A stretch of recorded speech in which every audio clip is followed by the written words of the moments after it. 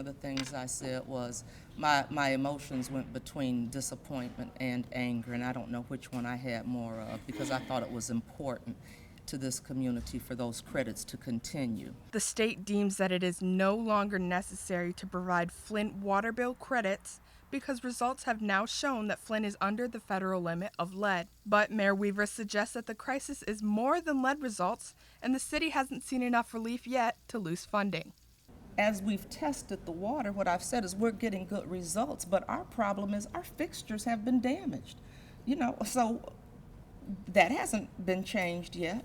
And while there's a program in place to start getting new fixtures in people's home, it hasn't happened yet. Flint water bill rates are among the highest in the nation. These bills are found not only to pay for the water supply from Detroit, but it also covers the debt of the KWA pipeline. And without the water credits from the state, it's going to be difficult for some residents to keep up with their water bills.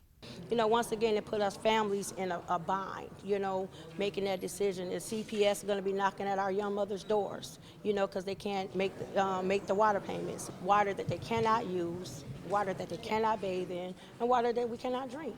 The water bills are one of the only sources of revenue in Flint to pay about $1 million a month to the Great Lakes Water Authority and another $440,000 each month to cover the debt of the KWA pipeline. Without the assistance of the state, these bills will now be tacked on fully to the residents of Flint. And Mayor Weaver is upset that Governor Snyder feels he's completed his end of the bargain when residents are now left to pay for a water crisis caused by the state. And that's why we're removing the lead service lines. Like I said, it's not because we're this community that has the funding to say, let's be proactive and get this out of here. We're doing it because we have to as a result of actions from the state, switching the source and not putting corrosion control in.